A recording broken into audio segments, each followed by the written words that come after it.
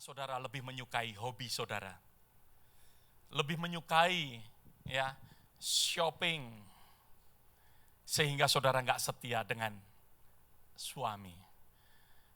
Suami lebih menyukai hobinya yang lain sehingga ya lebih kesetiaan itu terpisah. Membuat nggak setia lagi dengan sport, dengan hobi dan lain sebagainya. Tuhan menginginkan untuk kita, ya, untuk kita benar-benar setia. Kesetiaan bukan hanya jasmani saja, tetapi kesetiaan di dalam kehidupan kita. Bagaimana di dalam kitab Efesus pasal yang kelima ayat yang ke-25 dikatakan, hai suami, kasihilah istrimu sebagaimana Kristus telah mengasihi jemaat yang telah menyerahkan dirinya baginya. Yang menyerahkan dirinya 100%. Menyerahkan dirinya 100%.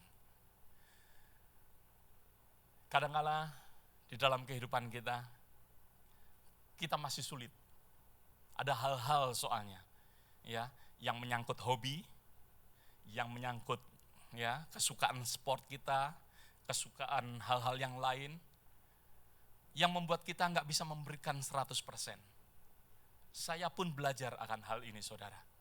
Saudara tahu, yang saudara datang di dalam anniversary saya tahun 2009 atau 2008, saya lupa.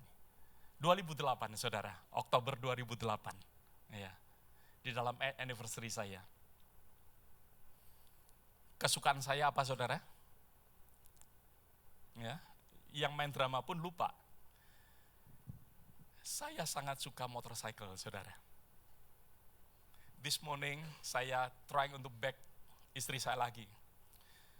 Kalau kamu nggak mau membelikan saya motorcycle, ya, belikan tricycle. Ada sekarang, Elio, koran hari ini, saudara. Sepeda motor tapi roda 3, saudara. Gak dikasih roda 2 tambah 1 lah. Siapa tahu dikasih. Ya. Karena hobi saya memang naik motorcycle. Ya. Dulu saya dari Semarang sampai ke Pangandaran. Berdua naik motorcycle, saudara. Hobi saya memang naik sepeda motor kemana-mana. Ya, that's my hobby. Sampai sekarang pun, ya, setelah menikah nggak pernah dikasih oleh istri. Ya. Nggak apa-apa, karena saya ingin setia dengan dia. Amin. Saya bisa nggak setia, saya bisa ya fight, apalah ya untuk hobi saya. Tapi saya belajar, disinilah. Sometimes kita memberikan, even though itu kesukaan, even though itu hobi kita, pada saat kita mengatakan kita mengasihin. Firman Tuhan katakan, hai suami, kasihilah istrimu sebagaimana Kristus telah mengasihi jemaat, menyerahkan dirinya, menyerahkan 100%, 100%, ya, di dalam hal kesetiaan. Yang kedua, kesetiaan di dalam apa, saudara? Keuangan. Tuhan mengajar pertama family, kedua di dalam hal keuangan. Kalau ada sesuatu pertanyaan, kalau saudara mendapatkan uang $1 million, apa yang saudara akan lakukan? Saudara nggak perlu jawab, ya. Tentunya mungkin ada orang yang mengatakan, pastor, aku akan membayar semua utang-utangku. Mungkin ada yang menjawab, pastor, akan aku berikan kepada gereja IFGF Houston sebagian. Mungkin ada yang mengatakan, pastor, kalau aku benar mendapatkan 1 million, pastor, aku akan berikan. Mungkin membangun homeless shelter, dan lain sebagainya. Oleh sebab itu saya nggak minta untuk saudara menjawab. Yang saya ingin beritahukan pada saudara, saya sudah tahu jawabannya pada saat saudara mempunyai $100.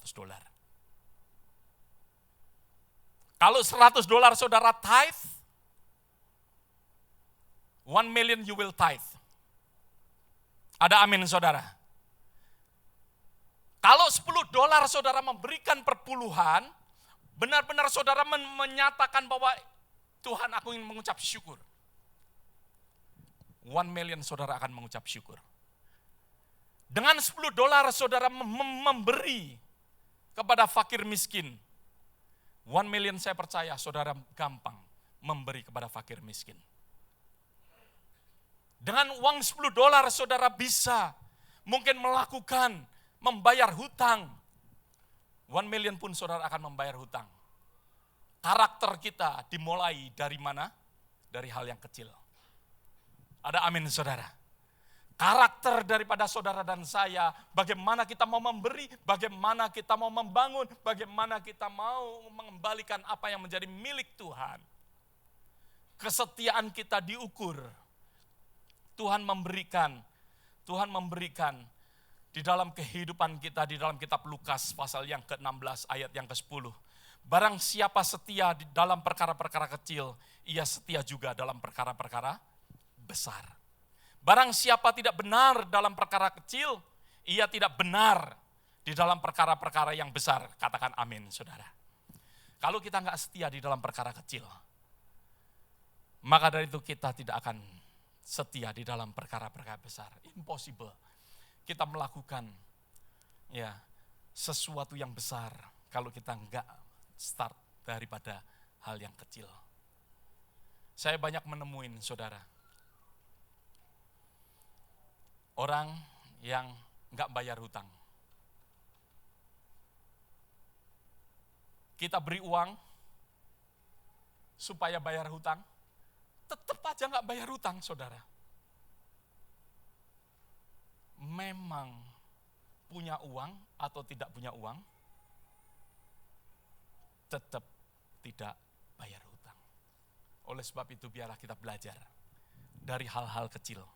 Tuhan mau di dalam kehidupan kita untuk kita setia. Ya, barang siapa setia di dalam hal kecil, maka itu Tuhan juga mengatakan kita akan setia di dalam perkara-perkara besar. Di dalam ayat yang ke-11 dikatakan, jadi kalau kamu tidak setia dalam hal mamon yang tidak jujur, siapakah yang akan mempercayakan harta yang sesungguhnya?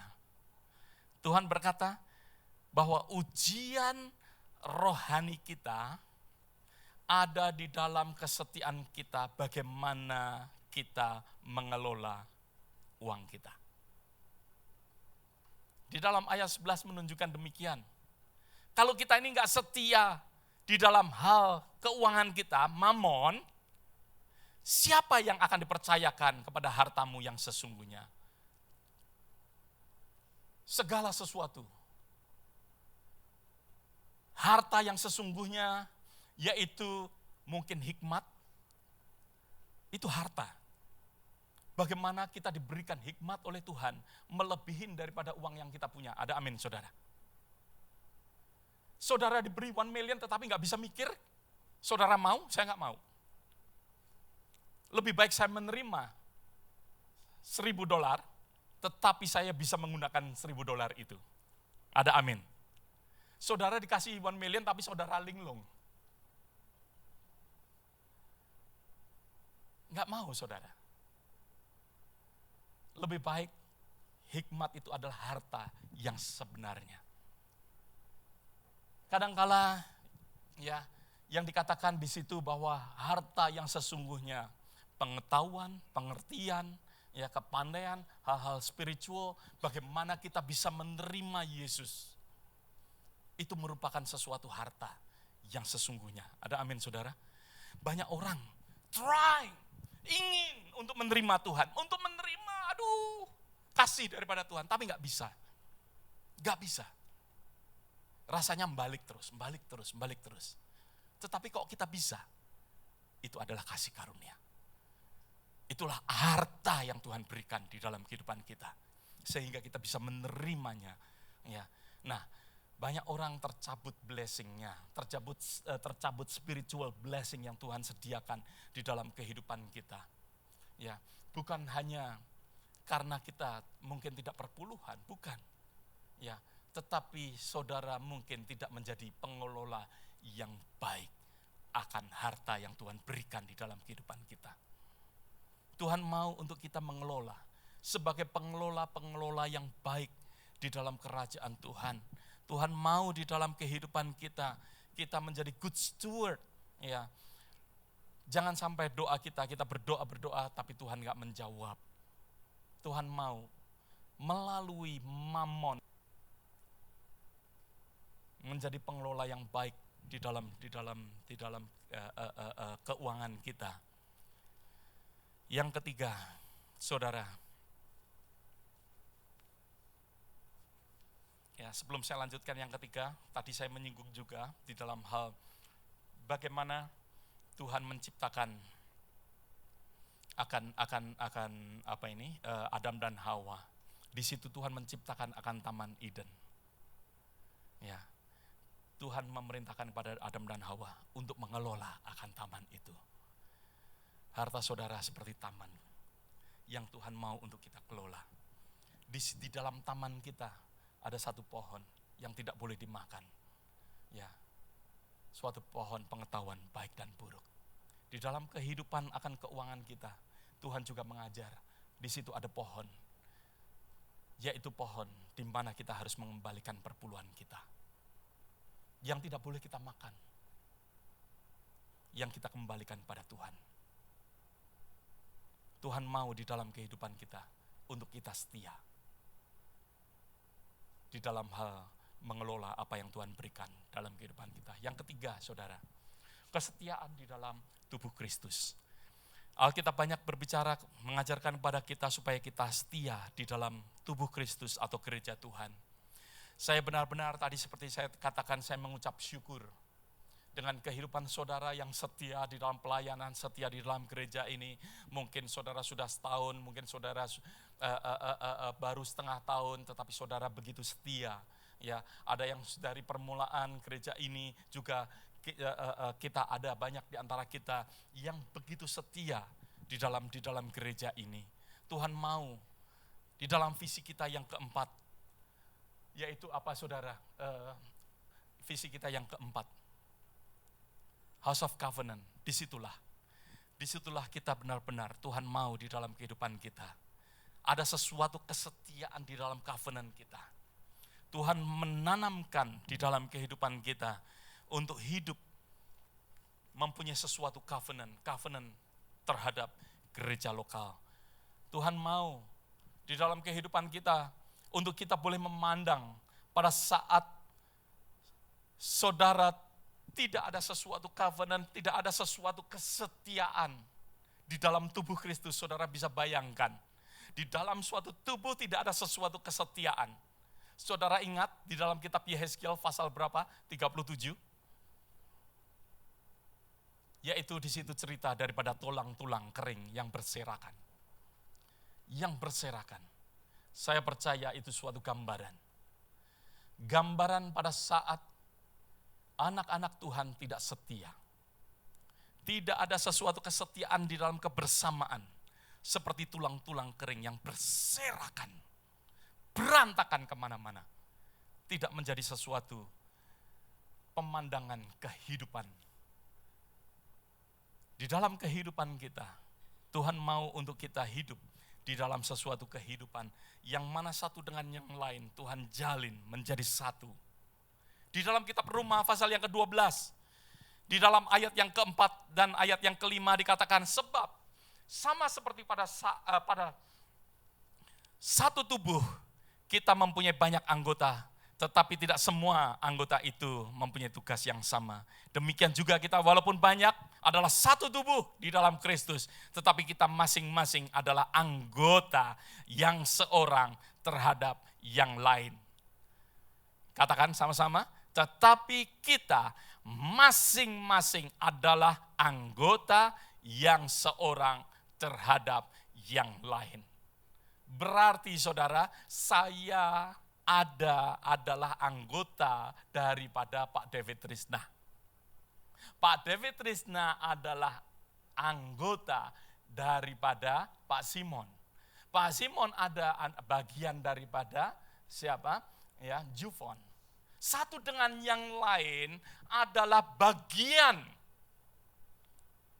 Satu dengan yang lain, kita adalah bagian daripada teman kita yang ada di sebelah kita.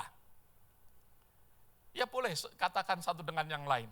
Ya, kalau Edo mau mengatakan kamu bagian saya dengan Jufan, it's okay. Oke? Katakan satu dengan yang lain. Ya, bahwa kita adalah bagian anggota daripada saudara kita yang ada di sebelah kita.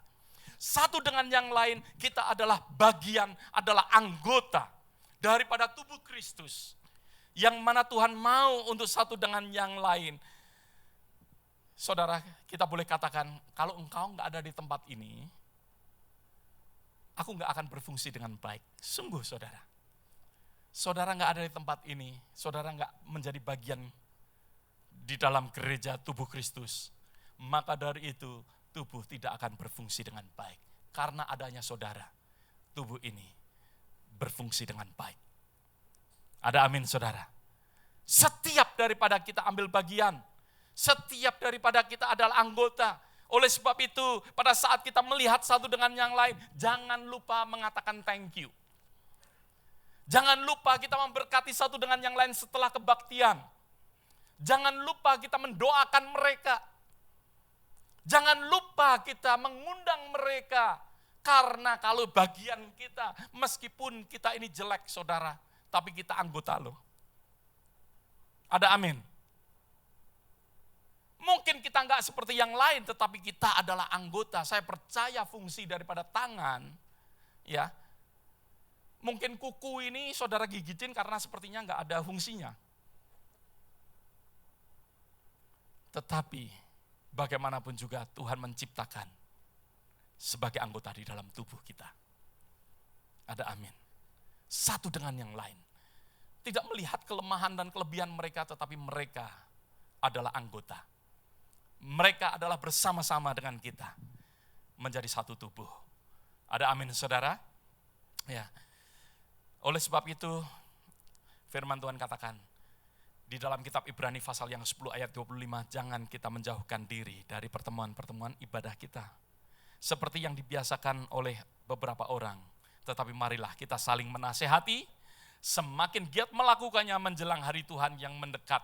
Marilah kita saling menasehatin. Menasehatin apa saudara? Menasehatin ya untuk kita jangan meninggalkan pertemuan-pertemuan kita. Jangan meninggalkan akan kebersamaan kita. Ini yang Tuhan mau di dalam kehidupan kita. Di dalam kitab Ibrani pasal yang 10 ini yang saudara baca pertemuan-pertemuan, yaitu fellowship kita. Jangan kita meninggalkan. Jangan kita meninggalkan relationship kita. Jangan kita meninggalkan, kita menasihati satu dengan yang lain. Kita ini sama-sama loh. Jangan kamu jalan sendiri. Kita membutuhkan kamu. Aku membutuhkan kamu. Kita membutuhkan satu dengan yang lain. Ada amin saudara. Ada orang yang berkata, untuk menjadi orang Kristen gak perlu ke gereja. Technically benar. Menjadi orang Kristen gak perlu ke gereja. Saudara bingung. Ya. Saudara ke gereja gak menjadikan Kristen. Ada amin. Intinya di situ. Ya. Memang benar saudara. Untuk menjadi Kristen gak perlu ke gereja. Tetapi kalau kita benar-benar menerima Tuhan, saya percaya Roh Kudus membawa kita untuk ke gereja. Ada amin. Saya meragukan kalau ada orang yang berkata, ya, bahwa nggak perlu ke gereja, di rumah cukup, nonton TV cukup. Saya meragukan keselamatan dia, karena Tuhan memanggil kita, karena Roh Kudus membawa kita, Roh Kudus memimpin kita, ya, untuk kita bersekutu. Oleh sebab itu dikatakan, jangan kita meninggalkan pertemuan-pertemuan kita. Tuhan membawa kita di dalam pertemuan. Kenapa? Bukan hanya untuk menerima. Kalau kita menerima, mungkin kita di rumah nonton Benny Hinn, kita menerima berkat. Wow, luar biasa, hebat. Kita menerima berkat. Tetapi firman Tuhan mengajarkan kepada kita, lebih baik kita, tadi kita baca, memberi daripada menerima. Tugas kita saudara, tugas kita datang ke gereja bukan hanya untuk menerima. Kalau kita hanya menerima, kita salah.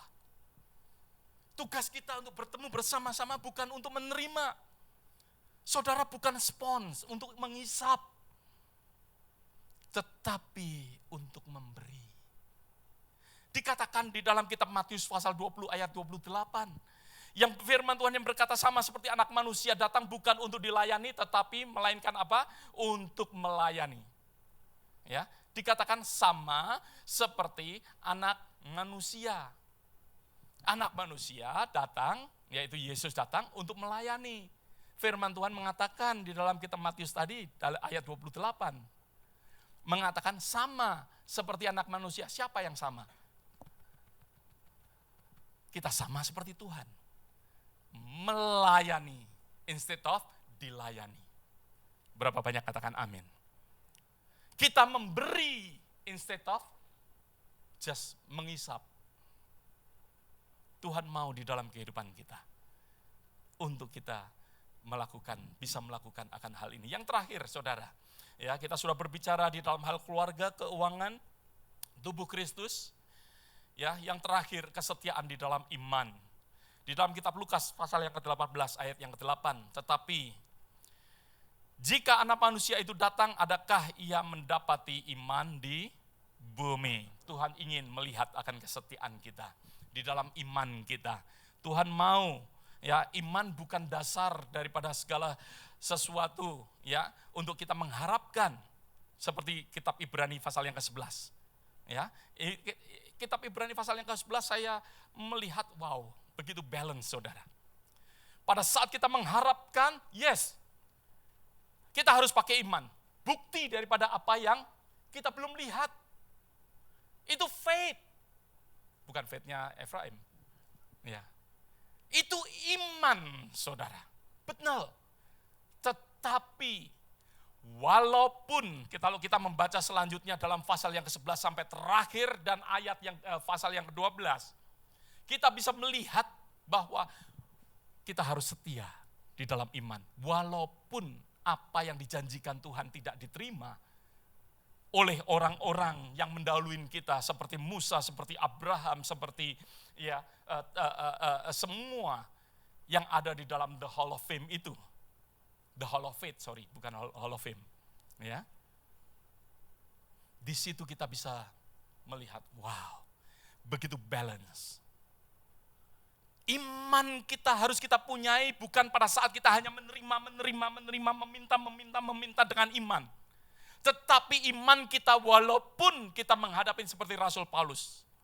Menghadapi akan kesulitan, menghadapi akan tantangan, menghadapi akan bahkan bahaya ada di dalam kehidupan Rasul Paulus. Yang dia ceritakan kepada jemaat di Efesus. Rasul Paulus tetap setia di dalam imannya. Ada amin, saudara.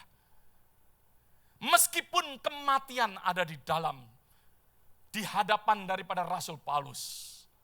Oleh sebab itu di dalam kitab Ibrani katakan, mereka enggak semuanya mendapatkan apa yang Tuhan janjikan, tetapi iman mereka tetap setia kepada Tuhan. Berapa banyak mau setia? Doa daripada saya, harapan saya setiap daripada kita tetap pegang kesetiaan di dalam iman kita. Saudara, beberapa hal yang saat ini yang kita perlu untuk perhatikan.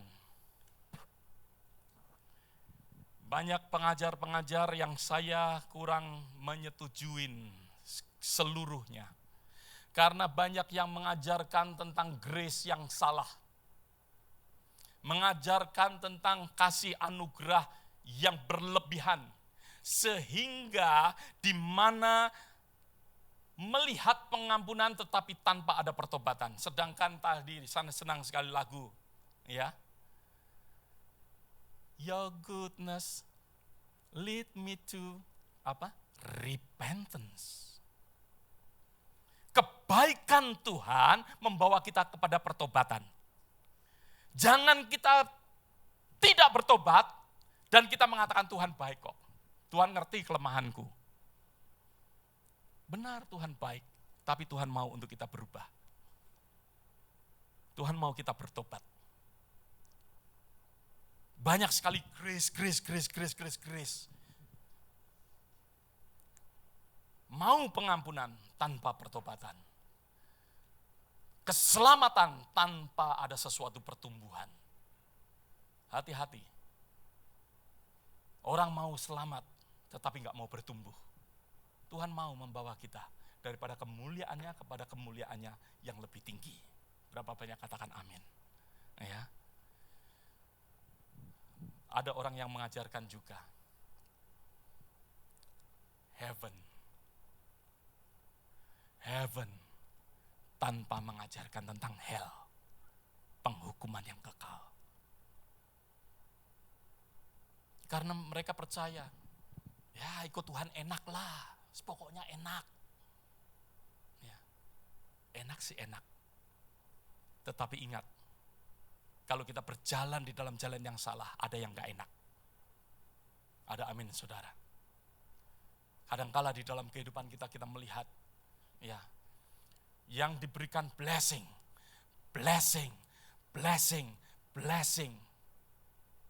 Tetapi lupa, ada part-part yang Tuhan juga memberikan seperti ya murid-murid Tuhan di dalam kitab Ibrani.